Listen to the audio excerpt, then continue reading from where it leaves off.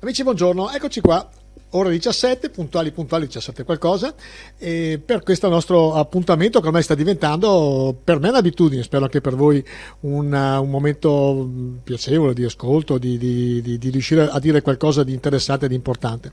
Anche oggi abbiamo un bel po' di cose da farvi vedere, farvi sentire. Abbiamo poi un paio di telefonate importanti per due protagonisti di settori che in questo momento qua stanno soffrendo particolarmente. Mi riferisco in particolar modo a bar e pub e al mondo dello spettacolo, quindi avremo l'intervista, anzi la telefonata in diretta con Marco Zanellato del Metropolitan di Taglio di Po, un pub abbastanza importante di riferimento appunto per il territorio, e poi con Sergio Ricci. Sergio Ricci, per chi non lo conoscesse, ma lo conoscono tutti, è un showman, animatore, imitatore, bravissimo, tra l'altro abita a Porto Tolle, un grandissimo amico che appunto riusciremo a beccare e sentire dal suo punto di vista come siamo messi, come supereremo questa crisi, eccetera, eccetera, eccetera. Naturalmente adesso anzi vi facciamo vedere la registrazione del filmato che ogni giorno puntuale il sindaco di Taglio di Po, Francesco Siviero, fa attraverso i canali Facebook e non solo, dove appunto spiega un po' di cose, spiegherà anche gli orari per quanto riguarda le poste, per quanto riguarda anche il disagio delle poste che sono chiuse a giorni alterni, e poi ci farà vedere anche le nuove mascherine che sono state, anzi cominciano a portarle in giro attraverso la protezione civile. Quindi adesso ascoltiamo il sindaco di Taglio di Po. Buongiorno a tutti, siamo qua cari concittadini tagliolesi per il nostro appuntamento quotidiano. Oggi insieme a me c'è anche Ivano Domenicali, coordinatore della protezione civile di Taglio di Po, che insomma ci sta dando una mano insieme a tutti i suoi volontari in questi particolari giorni di emergenza per quanto riguarda il coronavirus. Scusate. Allora, oggi devo riportare che non ci sono stati comunicati nuovi casi di contagio per quanto riguarda il coronavirus, e la persona che avevo comunicato ieri che è risultata positiva, come dicevo, molto diligentemente si era già posta volontariamente in quarantena dal 10 di marzo, e quindi insomma la situazione è ancora sotto controllo. Le persone che può avere contattato nel periodo di incubazione del virus sono già state insomma identificate, e quindi insomma procediamo come da protocollo insieme ad ASL e a tutte le persone insomma che sono preposte appunto a controllare queste situazioni. In questi giorni sono in distribuzione le mascherine stampate realizzate da Grafica Veneta per conto della Regione Veneto. Le mascherine, come avrete già visto, sono queste qua. Queste mascherine sono denominate degli schermi protettivi in quanto servono a limitare appunto la diffusione del virus. Questo è l'alto, scusate se proprio non sono bravissimo nella questione, questo è il basso. Le mascherine andranno indossate in questa maniera. Qua ci sono 3 fori dove vanno infilati le orecchie appunto, e servono per proteggere, più che altro non per filtrare l'aria che le persone respirano, ma per evitare appunto che si diffonda il contagio da persona a persona che magari è asintomatico e possa essere infetto. Attualmente le mascherine non sono personali, dalle indicazioni che abbiamo ricevuto dalla Regione Veneto, sono personali, non possono ancora essere lavate in quanto non sono in carta ma non tessuto, però stanno ancora facendo probabilmente i test per valutare la resistenza, e daremo anche indicazioni su come eventualmente sterilizzarle appena appunto avremo queste notizie. Le mascherine verranno distribuite in numero di 2 per ogni nucleo familiare, nuclei familiari che sono uno solo, ne distribuiremo uno solo. Questo perché la Regione Veneto le sta producendo per tutti gli abitanti della regione, però in questo momento non sappiamo bene quando saranno le consegne. Adesso ne abbiamo già ricevute 2050 come comunità di Po, ne servono più di 8000, oggi c'è un'altra consegna, e quindi abbiamo preferito iniziare a fare una distribuzione 2 per ogni nucleo familiare, dopo in modo da coprire tutto il territorio e fare in modo che ogni famiglia ne possa avere 2. Quando arriveranno le altre, allora ripeteremo la consegna puntuale per il nucleo familiare sapendo se nel nucleo familiare composto da 4 persone, 3 persone, 2 persone, però non avendo tutto il materiale a disposizione adesso, non ci è stato fornito dalla regione, stanno lavorando, stanno continuando a produrre, preferiamo intanto iniziare una distribuzione a due per nucleo familiare in modo da raggiungere tutte le famiglie di Terre di Po. E ringrazio ancora una volta la Protezione Civile e tutti i volontari che verranno presso la vostra abitazione, suoneranno il campanello, vi consegneranno il materiale, magari appoggiandolo sul muretto, attaccandolo al cancello, evitando al minimo ovviamente i contatti tra le persone. Ringrazio in questo frangente Aliper e Prix che ci hanno fornito i sacchetti per poter imbustare le mascherine che saranno in distribuzione in questi giorni, perché comunque in questo periodo qua comincia anche ad essere difficile reperire determinati materiali, quindi appunto ringraziamo i due centri qua di Terre di Po perché ci hanno fornito appunto questo materiale qua. Poi un altro punto fondamentale riguarda l'ufficio postale, in questo caso gli uffici postali sia quello di Terre di Po che quello di Oca.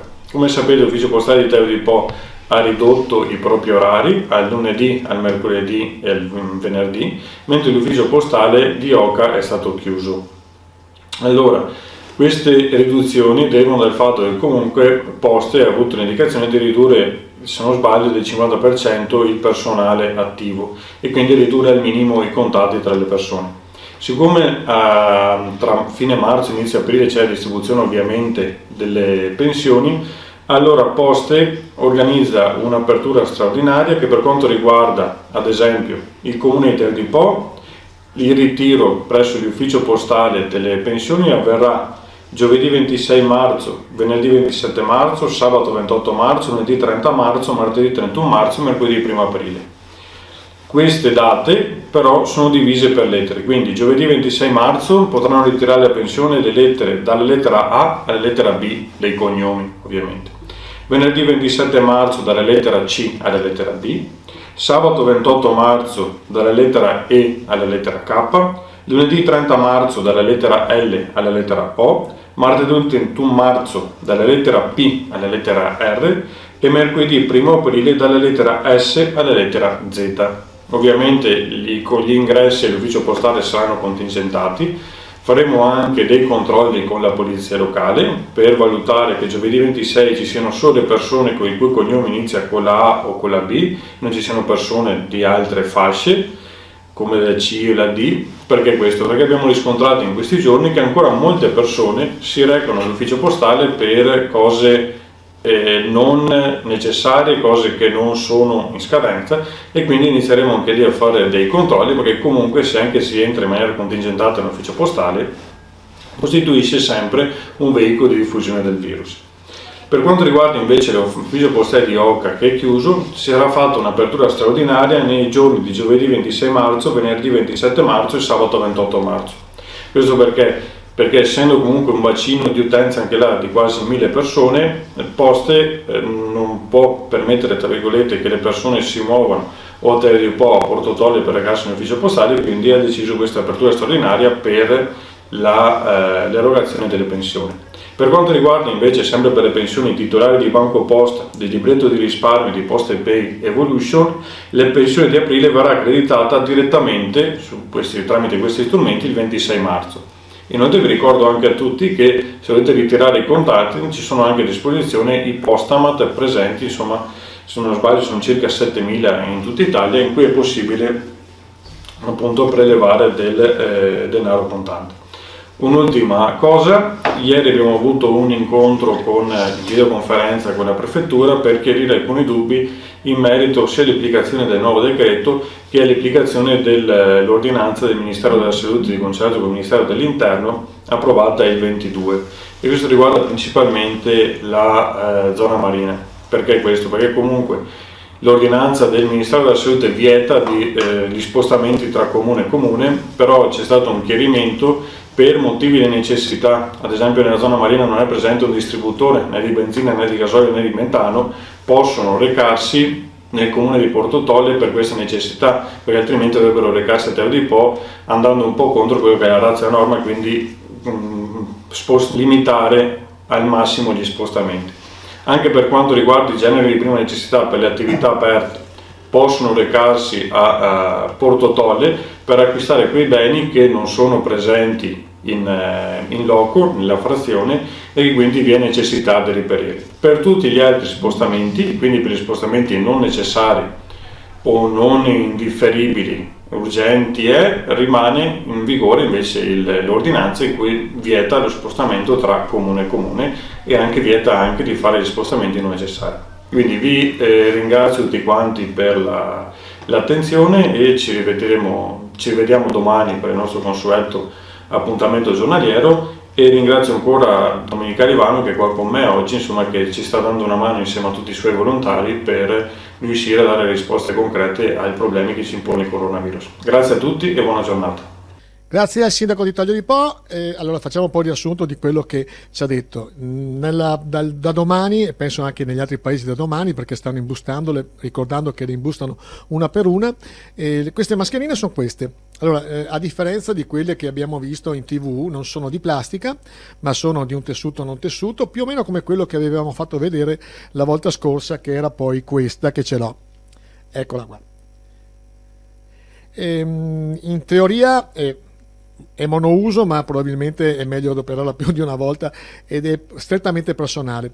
Passeranno, perlomeno a Taglio di Po, penso anche negli altri paesi, i volontari della protezione civile per portarlo, e si indossa praticamente così la parte rettangolare sotto, e poi ci sono tre tagli qua a seconda della misura della faccia di ogni persona.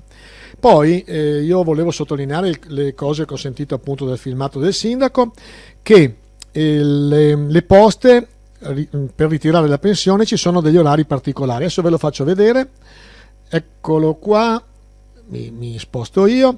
Quindi il 26 marzo, giovedì, vengono consegnate le pensioni per le persone che hanno nel loro cognome dalla lettera A alla lettera B. Il 27 marzo, venerdì, dalla lettera C alla lettera D. Il 28 marzo, mattina, dalla lettera E alla lettera K. Il 30 marzo, lunedì, dalla lettera L alla lettera O. Il 31 marzo, martedì, dalla lettera P alla lettera R. E dal 1 aprile, mercoledì, dalla lettera S alla lettera Z. Poi una cosa molto interessante che ha detto appunto il sindaco, che perlomeno per il comune di Taglio di Po, ricordiamo che molti uffici periferici delle poste sono chiuse proprio per mancanza di personale, per dare il turno al personale, e quindi siccome era chiusa nella zona marina la posta, ci saranno un'apertura per 3 giorni in maniera straordinaria, quindi giovedì 26, venerdì 27 e sabato 28 si potrà accedere alla posta di Oca Marina. Ecco, voglio tra l'altro adesso approfittare di questo mezzo per fare un saluto particolare e un augurio di buon compleanno a mia figlia. Perché? Perché mia figlia abita in Germania, e come quelli che hanno i figli all'estero, che noi ci possiamo collegare, congiungere, eccetera, in questo momento, mi fa piacere ricordarlo. Scusate se ho fatto un uso pubblico, anzi privato, di qualcosa di pubblico. Ecco, adesso io vi faccio vedere un filmato particolare. Faccio vedere un filmato di un cittadino che è stato illustre a Taglio di Po e che purtroppo proprio in questo giorno, il 24 marzo, ci ha lasciato. Ed è un filmato dedicato a Vigor Bovolenta, io l'ho ricavato da YouTube, però era un filmato fatto da un suo fan spagnolo. Era un personaggio veramente particolare, forse il personaggio più illustre del nostro paese, del mio paese, visto che io abito a Taglio di Po, e mi fa piacere ricordarlo. Era un gigante di 2,2 m, ma un grande uomo.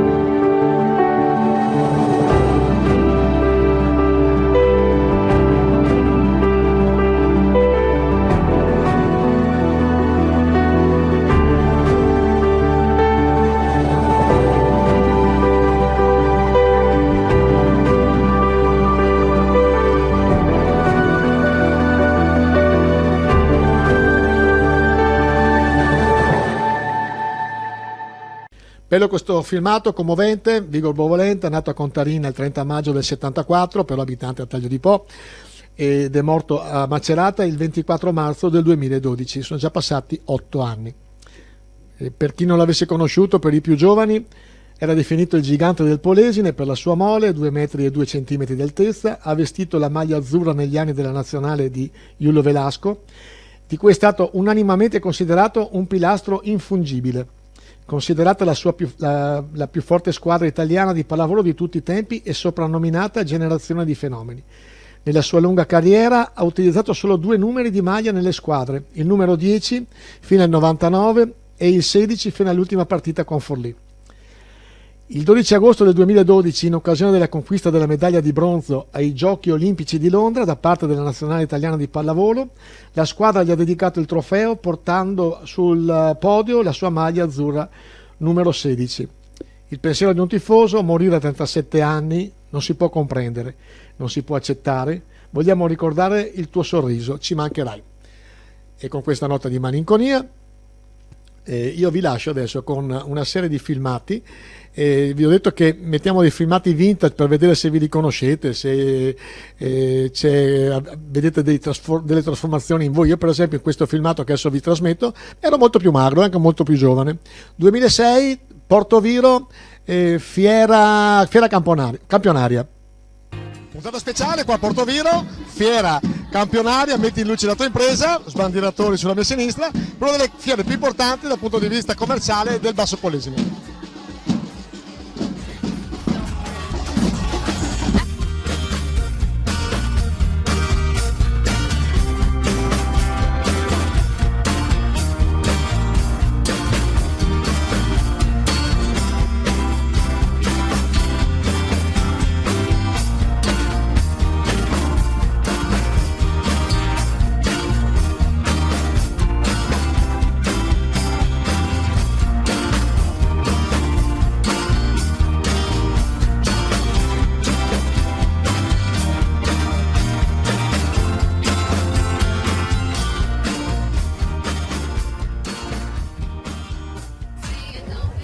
Sindaco Doriano Mancini, in 10 giorni io l'ho seguito in 4 grossissimi avvenimenti. Come fate? Beh, lavoriamo e anche con il caldo, vedete che siamo qui a lavorare per i cittadini, per noi tutti. Vogliamo progredire, vogliamo fare cose sempre più belle, più giuste, più attese da tanti anni in questo Delta, che aveva bisogno di qualche comune vivace. Gli altri comuni sono vivaci, noi pure. Io non sono campanilista, però devo ammettere che Portoviro si è concesso una marcia in più. Qualcuno ha parlato, qualche anche il suo collega dei paesi limitrofi, di un comprensorio basso polesano. Secondo lei è una cosa attuabile o forse il campanile poi dopo riuscirà a interrompere un progetto che è importante? Ma noi abbiamo tentato qualche anno fa di fare l'unione fra i comuni del Delta. Purtroppo qualcuno si è fermato, qualcuno guarda il campanile, non è certo Portoviro che guarda il campanile. Mario Mantovan, comandante Polizia Locale Municipalità di Portoviro. Allora, si dice, passano le amministrazioni e rimanete voi. Come sono negli anni queste amministrazioni? C'è un comune denominatore che le collega? Sì, anche se questa ha fatto veramente un distacco rispetto alle altre, perché ha riuscito a produrre molte cose in questa nostra città. Poi perché l'unificazione della nostra città di Portoviro, provenendo dai 2 comuni, è stato il balzo che ha fatto scattare tutte le varie potenzialità. Lo sapevamo tutti che Portoviro doveva diventare grande e le sta diventando grande. Questa amministrazione qua poi con gli strumenti giusti la sta veramente amplificando in una maniera veramente esagerata tutte le nostre possibilità che abbiamo. Il portovirese è disciplinato o un po' anarchico? Sotto è un anarchico? Sotto, siccome è un fantasista, è uno che ha imprenditoria, ha voglia di rischiare, è un creativo e come tale, anche come utente della strada, è uno che ha parecchie assessore regionale all'urbanistica, ma soprattutto amante secondo me del Polesine, del Basso Polesine del Cenato, abita a Rovigo. Nel suo osservatorio, come hai visto dalla regione la nostra zona? La regione ha un occhio di riguardo molto attento all'evoluzione del Delta del Po. Poi per Portoviro ha un occhio particolare perché è la capitale della futura navigabilità, 3 milioni di metri quadrati di area industriale, una potenzialità straordinaria. Poi stasera molto bella, devo dire che come sempre le genti bassopolesane dimostrano vivacità, simpatia e voglia di fare. Allora, vi siete riconosciuti? Avete visto qualcuno che conoscete che magari è cambiato, è ingrassato, è dimagrito, eccetera, eccetera, eccetera. Vabbè, adesso andiamo ancora sul settore e sull'emergenza coronavirus, però la guardiamo da un aspetto particolare, la guardiamo dall'aspetto delle aziende, l'abbiamo detto già in premessa. Oggi, fra poco poi ci collegheremo con un paio di persone che rappresentano due dei settori più colpiti. Però c'è una pagina di Milano Finanza che parla di questo problema. Adesso ve lo faccio vedere. Allora, le imprese a rischio default con il coronavirus sono il 65% delle piccole e medie industrie italiane. Sono quelle con rating intermedio tra B e BBB. Se le prime della classe, le AAA, sono in grado di superare con disinvoltura anche lo scenario più negativo, quindi anche superare un meno 10% del fatturato, per tutti gli altri rating la probabilità di default sono destinate ad aumentare, secondo gli stress test condotti da Morde Finance, la prima agenzia di rating fintech d'Europa. Allora, noi la guardiamo però da un aspetto un pochino più strettamente nostro, polesano e paesano. E quindi adesso ci mettiamo in collegamento con Marco Zanellato, titolare di Metropolitan Caffè a Taglio di Po. Al telefono Marco Zanellato, che è uno dei titolari del bar pub Metropolitan a Taglio di Po. Ciao Marco, la domanda di rito, come va? Ciao Leandro, ciao, grazie per avermi invitato. Va, diciamo che va. Purtroppo la situazione non è felice, non è facile, si sa che purtroppo il nostro mestiere forse è uno dei più quasi penalizzati, diciamola così. Guarda, ho sentito proprio questa mattina ho sentito il mio consulente e ci stiamo un attimo informando sui vari ed eventuali contributi che lo Stato dovrebbe forse darci in questi casi, anche perché noi abbiamo, come sai, abbiamo delle dipendenti che abbiamo prontamente messo in cassa integrazione, però noi titolari di partita IVA non abbiamo questa opportunità, questa possibilità, e non è detto che lo Stato a noi ci dia qualcosa, e questo è un gran problema, perché al mese noi abbiamo l'affitto da pagare nel locale, io ho l'affitto di casa da pagare, io al momento non ho uno stipendio, non ho entrate, mia moglie è in cassa integrazione, e dobbiamo un attimo capire come fare per poter comunque arrivare a fine mese con il frigo pieno e mangiare e pagare tutto quello che c'è da pagare, affitto compreso, perché ho anche l'affitto di casa da pagare. E niente, la situazione è un po' così. Ecco, quindi secondo te bisognerebbe chiedere al governo magari di o congelare gli affitti, visto che uno dei problemi di chi ha pub e ristoranti quasi sempre sono immobili in affitto, non sono di proprietà. Sì, certo, ma il problema è che a discapito del locatore, cioè a discapito del titolare dell'immobile, e questo è il problema, Leandro. Sì, quindi potrebbe essere... Noi adesso stiamo preparando una PEC, una lettera da mandare al titolare del nostro immobile, per capire se c'è l'opportunità e la possibilità di bloccare, di sospendere i pagamenti dell'affitto. Poi si sa, ognuno ha la propria coscienza e sa se poi eventualmente accettare o meno, però non è detto, è questo il problema. Ecco, appunto... Magari a noi ci va bene che accettano questa situazione e ci dicono ok, va bene, sospendiamo l'affitto, però il mio caso potrebbe essere non il caso di qualcun altro, questo è il problema. Ecco, appunto, che potrebbe essere... Lo Stato dovrebbe capire e mettere mano su questa situazione, perché veramente non è facile, non è veramente facile, perché ti ritrovi in una situazione di quarantena obbligata in casa, dove non hai nessuna entrata e dove non sai che pesci prendere e pesci pigliare, lo stress avanza, e questo è il problema, perché veramente sei in una situazione di grosso sconforto e non sai come muoverti, non sai cosa fare, perché più che chiamare il tuo consulente, più che sentire un parere del tuo consulente, cioè non sai cosa fare, non sai cosa dire, non sai come muoverti.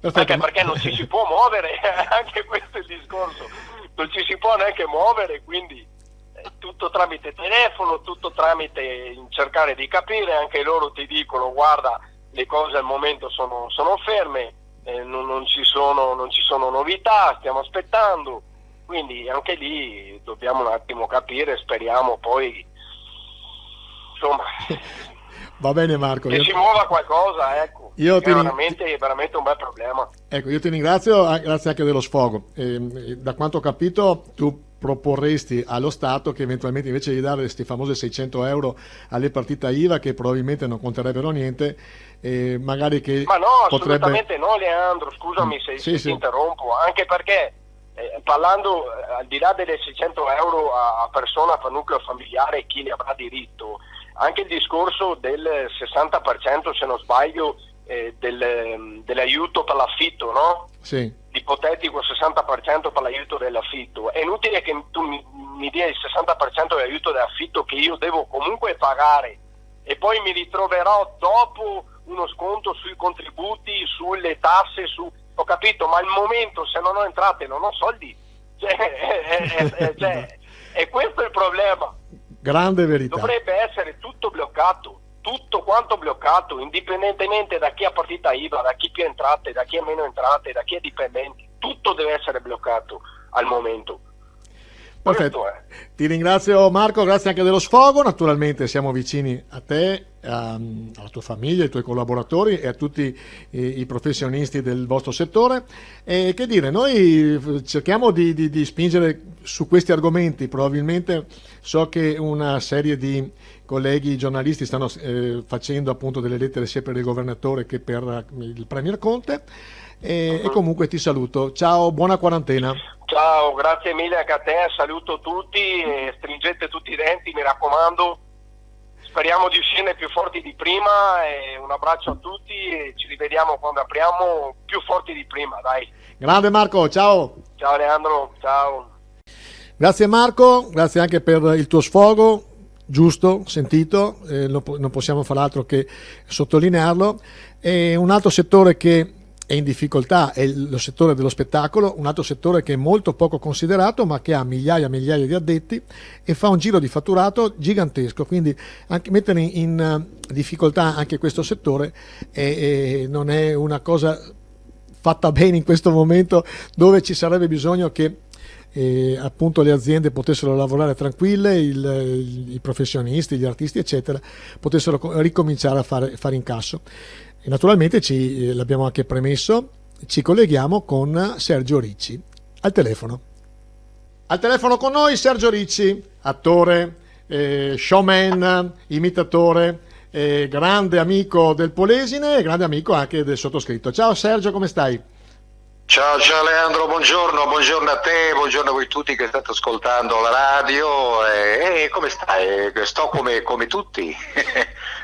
È una situazione un po' molto anomala, direi. Comunque diciamo che tutto sommato qua siamo anche fortunati perché viviamo in una zona fuori dai centri grossi, quindi abbiamo più possibilità di non incombere a questo maledetto virus, ecco, insomma.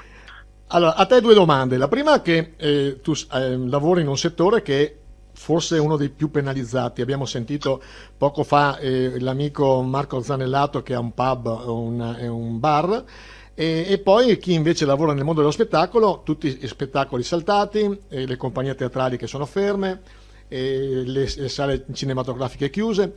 Come la vedi in prospettiva del dopo coronavirus?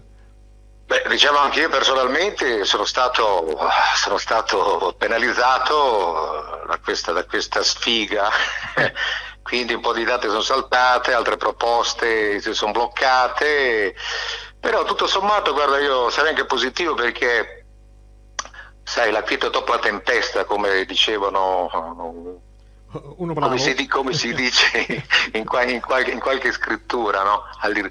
Ecco, quindi io penso che dopo la gente avrà talmente voglia di essere spensierata da questo stress quotidiano, che avrà tanta voglia di divertirsi, e si divertirà anche con poco e niente, insomma, e quindi diciamo quello che stiamo perdendo adesso poi lo recupereremo nei mesi a venire. Ecco, questo quello che sento io, quello che il mio istinto mi dice, ecco. Bravo Sergio, che ci dai una botta di ottimismo in questa botta di negatività che c'è in giro.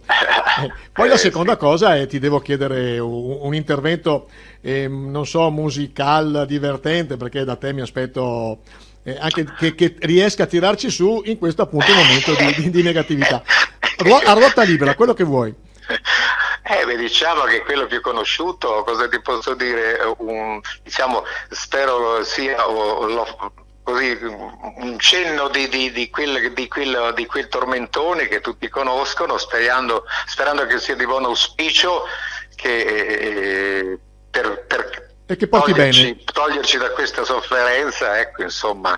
Tu ricordi che quando lavoravo concerti come con Carlo Conti, con Panariello, quindi era il tormentone che andava con Fievele e faceva così. Vai. Validio, tacca, Lauretta mia, bimba dorata, la serenata la canta papà, cara Lauretta vieni in lambretta che questa sera ti voglio abbracciare, anche perché la voglio abbracciare perché qua sono 15 giorni, 20 giorni che non abbraccio più i miei figli, mia moglie, mia suocera.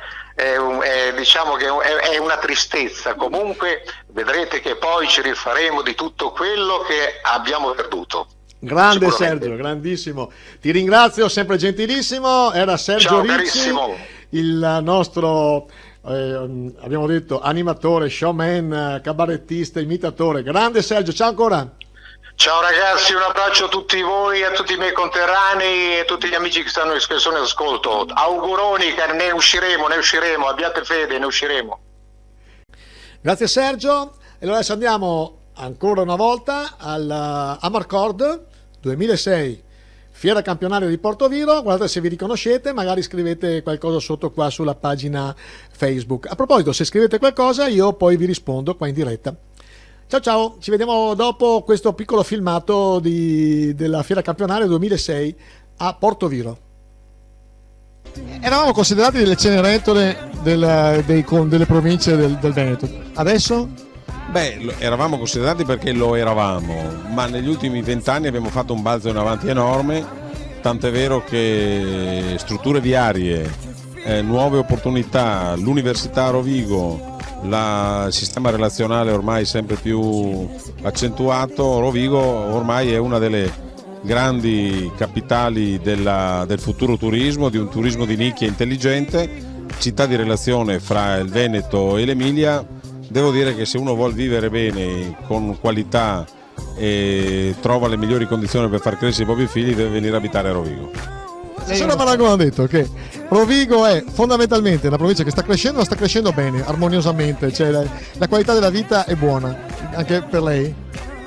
Beh, adesso dare un giudizio sull'intera provincia, io parlo per il Polesine, in particolare il Basso Polesine, nel senso di territorio più stretto. Io penso di sì, non solo perché sono convinto dai dati nostri, ma se facciamo anche un paragone rispetto a quello che succede nel mondo. Io ho la fortuna di fare qualche giro per il mondo e per quanto ci siano delle aree, delle zone sicuramente bellissime dal punto di vista del clima e della temperatura, però credo che quello che offriamo noi come tranquillità, come qualità della vita, come star bene, non abbiamo il traffico caotico perché troviamo sempre un posto per mettere la macchina, possiamo star fuori la sera e non ci sono pericoli di nessun genere, quindi io credo che al di là di tutto, compresi poi i servizi che stiamo dando alla cittadinanza, sia sicuramente un'oasi dove 99 abbiamo formato un club di sommozzatori qua a Portoviro. Dal 1999 adesso abbiamo brevettato oltre 100 brevettati di qualsiasi tipo di livello. Il comune, diciamo, ha creduto in noi, ci ha dato una sede in cui facciamo le nostre attività sportive. Abbiamo circa 80 soci all'interno del nostro club. Quest'anno abbiamo avuto la fortuna di avere la piscina a Portoviro e quindi abbiamo trovato l'opportunità e trovato giusto farci vedere in questa splendida fiera. Giovanni Saia, pittore, chiediamo a un artista, che è giusto chiedere all'artista, come lo vedi il portovirese? Beh, i portoviresi li vedo abbastanza interessati a questo tipo di arte, perché molti quadri rispecchiano la realtà del territorio, perciò sono molto interessati soprattutto alle forme che li ricordano, che li porta proprio a questa terra qua. Ricordando sempre che le aziende in questo momento qua sono in difficoltà, e io volevo sottolineare una interessantissima iniziativa di Daniela Falconi, che è la commercialista che abbiamo avuto il piacere di ospitare e che ci ha rilasciato un'intervista 2 giorni fa, perché, eccolo qua, consulenza fiscale e tributaria, la commercialista Falconi si mette a disposizione gratuitamente, quindi attraverso social e mail. Se avete qualche necessità a capire un pochino di cose di più, visto che non è stato poi chiarissimo questo decreto, la signora Falconi, la dottoressa Falconi, si mette a disposizione. Allora, giuro, noi facciamo un sacco di fiere e la prima volta troviamo Agenzia delle Entrate, perché qua pagano molto, cioè, o perché? Perché? No, la motivazione sostanziale è che si vuole comunque creare maggiore dialettica tra fisco e contribuente, proprio per creare maggiore collegamento, maggiore contatto, in maniera tale che il contribuente possa essere assistito dall'inizio alla fine e, diciamo, temperare i suoi obblighi tributari in maniera più felice, tra virgolette. Cioè, nonostante hai la tua bella collaboratrice e te, è uno degli stand un po' più vuoti degli altri, come mai? C'è un po' di avversione. C'è un attrito iniziale che speriamo che nelle prossime... Anche finale delle volte. Esatto, c'è un attrito iniziale che sicuramente verrà smorzato con i prossimi incontri. Questa è la prima occasione che l'Agenzia delle Entrate ha per potersi rappresentare con il pubblico, almeno qui in zona, anche se c'è uno sportello già aperto qui vicino. Comunque sicuramente nel futuro ci sarà maggiore attenzione per il contribuente. A saperlo. Ciao, grazie.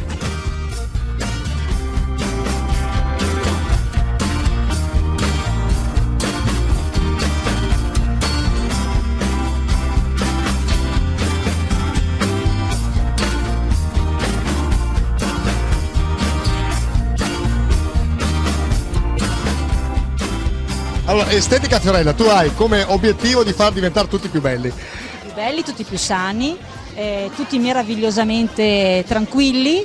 Cioè, l'obiettivo e lo scopo è quello di raggiungere il relax nella bellezza interna ed esterna. Noi giriamo fondamentalmente la provincia di Rovigo, da Melala a Portotolle.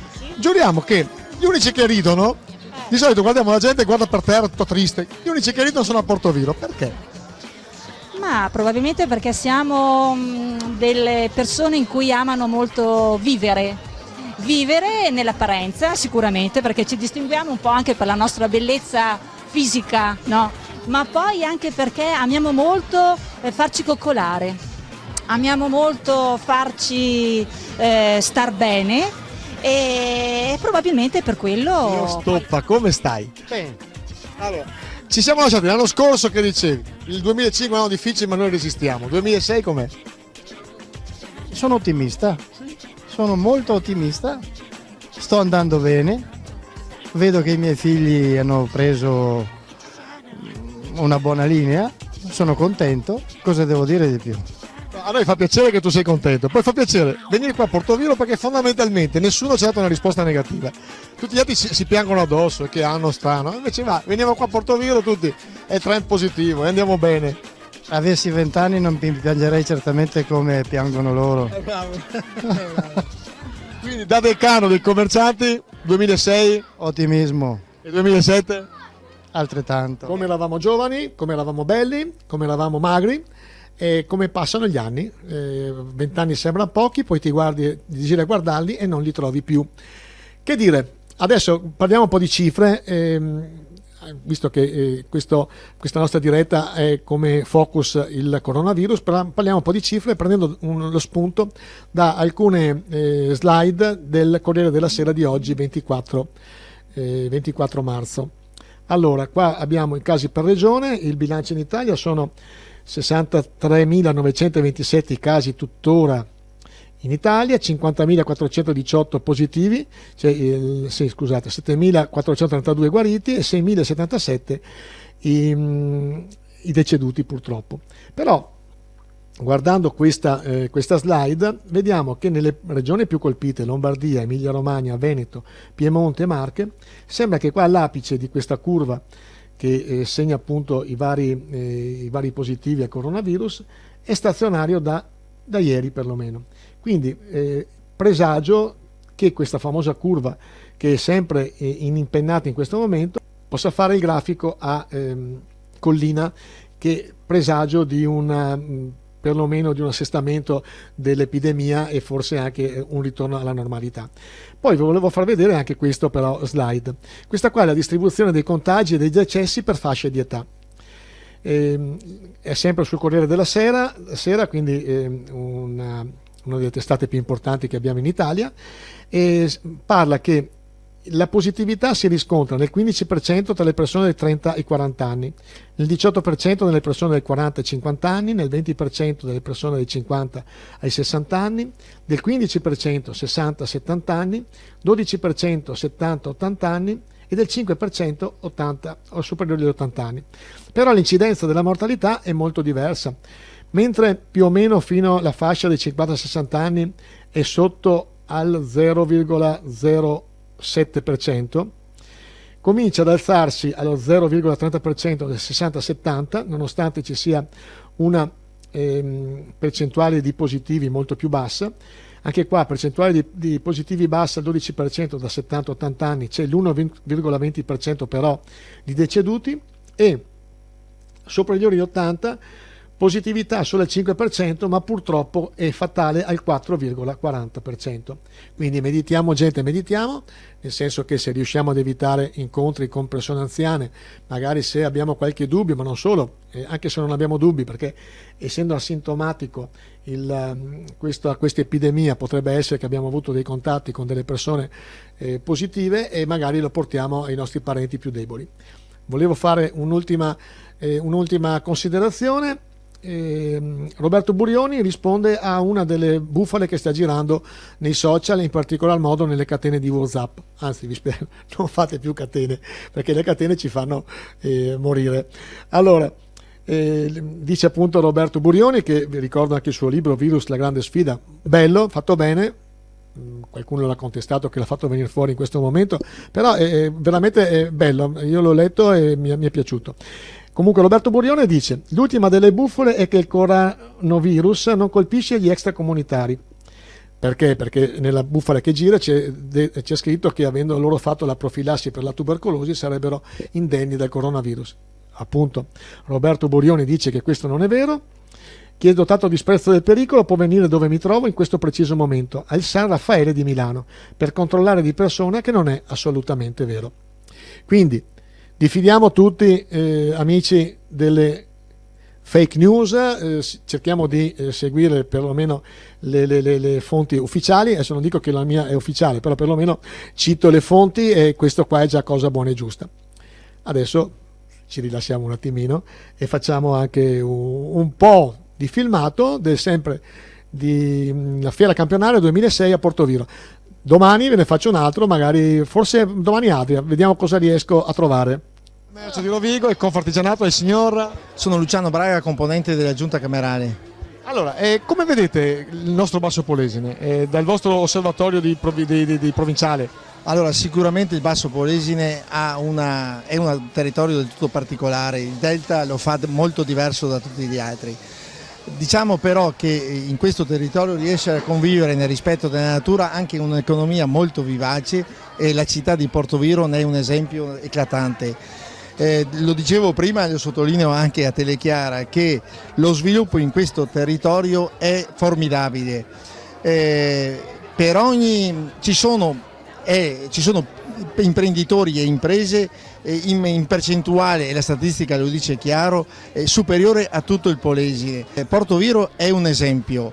Assessore, Padovano è comune di Taglio di Po. Quindi secondo lei diventerà un comprensorio Rosolino, Taglio di Po, Portoviro, Portotolle? Lo è già in parte per alcune peculiarità, alcuni settori, la pesca, il turismo sicuramente lo è. ha ancora alcuni aspetti sui quali dover affrontare dei problemi, lavorare maggiormente assieme, coordinati dalla provincia. Il parco può essere un elemento unificante. Io sono favorevolmente ottimista che i risultati si otterranno insieme. Le pari opportunità qua a Portoviro, Silvia e Enrica qua testimonia di questa pari opportunità. Cosa fate fondamentalmente? Cerchiamo di aiutare un po' le donne per rendersi, oltre che solo mamme e solo mogli, anche utili per la società, quindi cerchiamo di crescere come donne, ma non solo aiutando le donne, ma anche le nostre famiglie. Abbiamo fatto per quest'anno, anno 2006, un'importante iniziativa che ha coinvolto per esempio le scuole. Abbiamo cercato di sentire già i bambini e capire quali sono i loro pensieri sulle pari opportunità, quindi non solo uomo e donna, ma anche razze diverse.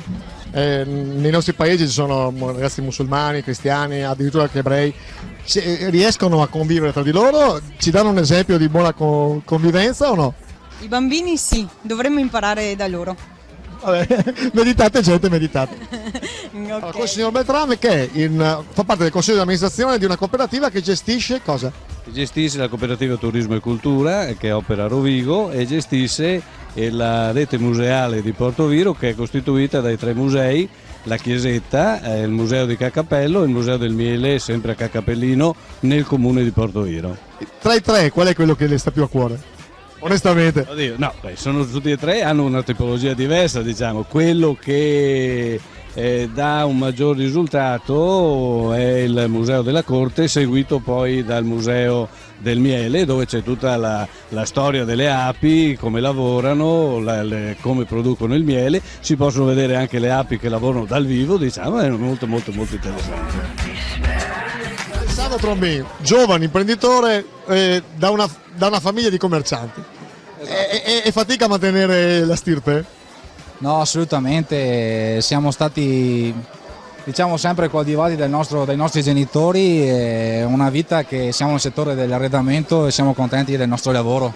Voi partite da Porto Tolle e arrivate a Portoviro a fare un negozio importante, sono praticamente in crescita ogni anno. È una buona piazza questa rispetto alle altre? Siamo venuti a Portoviro e abbiamo avuto ragione, insomma siamo contenti del nostro lavoro, dei nostri clienti e siamo qua. Anche quest'anno siamo qua presenti in fiera. Tu ci dicevi che il trend ultimo, specialmente a Portoviro, è la qualità. La qualità paga secondo te? Sì, certamente la qualità paga, stando sempre con un occhio di riguardo attenti ai prezzi per non sforare. Ci colleghiamo adesso con il sindaco Omar Barberato di Adria, che gentilmente ci concede questa intervista e capiamo un pochino nella sua città, la città di riferimento appunto qua per il Basso Polesine, come la situazione per quanto riguarda coronavirus, per quanto riguarda aziende, per quanto riguarda le varie emergenze. Con il sindaco Omar Barberato, sindaco di Adria, gentilmente ci concede questa intervista telefonica. Anche al sindaco di Adria chiediamo la frase di rito. Sindaco, come va? Allora, siamo in piena emergenza, sono giorni critici, dobbiamo tutti quanti dare il nostro contributo per rimanere a casa.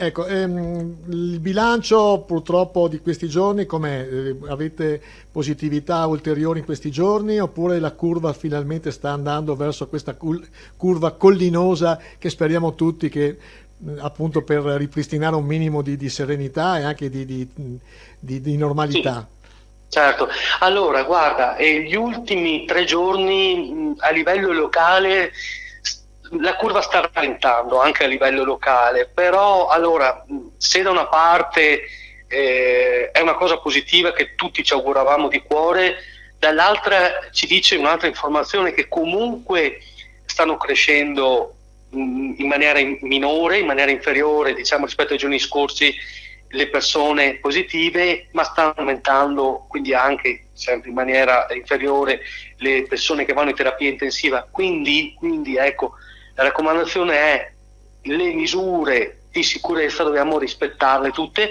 a partire dalla principale, la più sicura di tutte, quella di rimanere a casa.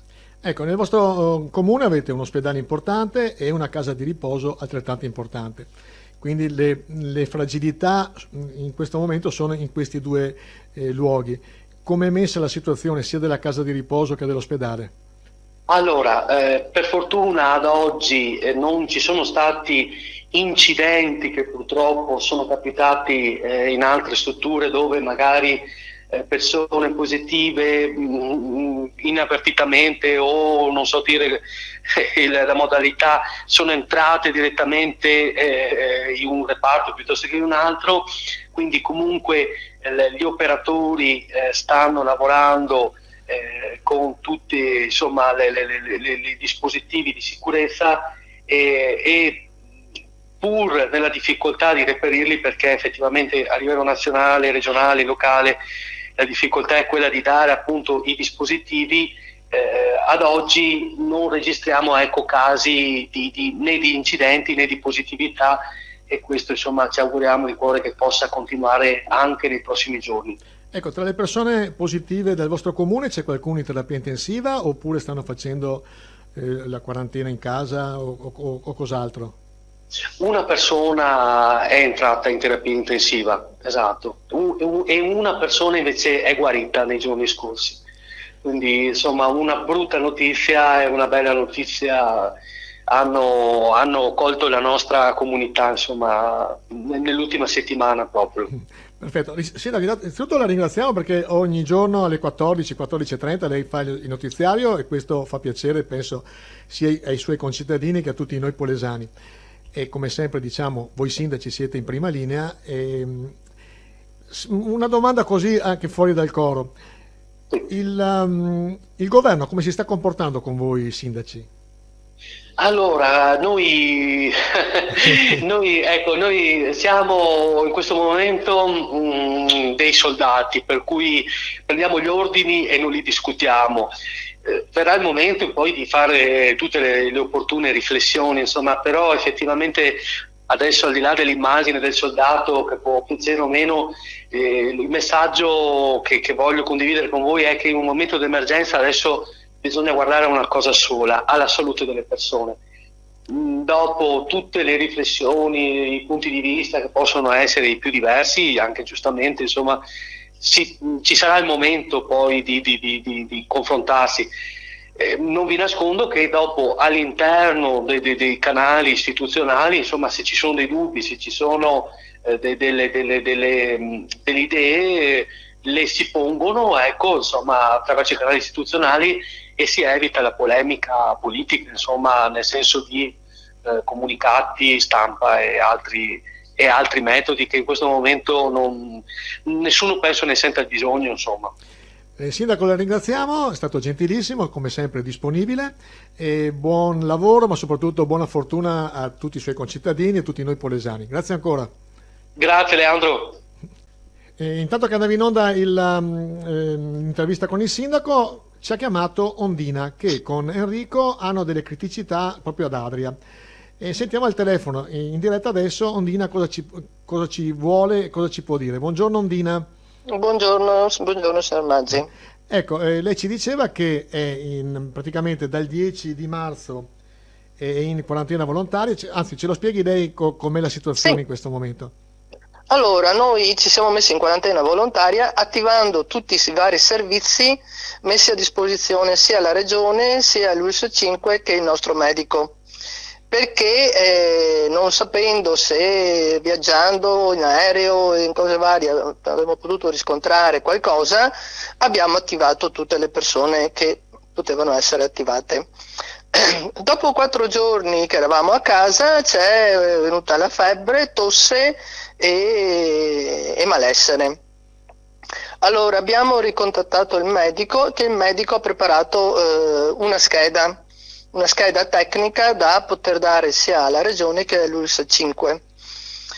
Allora, scusi, premetto che da allora ad oggi l'ULSS 5 il mio medico si è ammalato, va bene, l'ULSS 5 ci ha chiamato tutti i giorni, chiedendoci come state? Avete la febbre? Sì, abbiamo la febbre, abbiamo la tosse, stiamo male, non riusciamo a stare in piedi, prendete la tachipirina. Allora, arrivati a sabato, eravamo veramente sfatti e anche un po' dispiaciuti di tutto quello che stava succedendo. Fortunatamente ci chiama da l'ULSS una dottoressa molto in gamba, che non era il solito infermierino, e mi dice: guarda, devi chiamare assolutamente la guardia medica e farlo venire a farti una visita, perché tu hai bisogno degli antibiotici, non puoi continuare solo con la tachipirina, devi avere una cura adeguata per quello che hai. Abbiamo chiamato la guardia medica ci ha risposto che se volevamo parlare con lei dovevamo andare alle 7:30 in ospedale con la febbre 38,7. Con tutte le raccomandazioni che dicono di non andare in ospedale con dei problemi. A quel punto abbiamo chiamato i carabinieri. I carabinieri hanno detto: guardate, quando sarà il momento farete una denuncia, adesso non è il caso, e loro ci hanno telefonato al 118 e ci hanno mandato in giardino, non in casa, poveretto anche lui a dire, un infermiere del 118 che ci ha misurato la saturazione e la febbre, ma dopodiché se n'è andato. Tutto quello che ci ha detto, va bene, adesso vediamo di prepararvi un piano terapeutico. Dopodiché non abbiamo più sentito nessuno. Ieri fortunatamente lunedì è tornata la dottoressa che, vista tutta quanta la situazione, visto che io avevo fatto un post in Facebook, storia altra, ha deciso di prendersi in carico questa situazione non facile, insomma. E premetto una cosa, che mentre la dottoressa è arrivata nel pomeriggio, al mattino mi chiama l'ULSS 5 di Rovigo e mi dice: è contenta, è d'accordo di fare il tampone? Certo, dico io.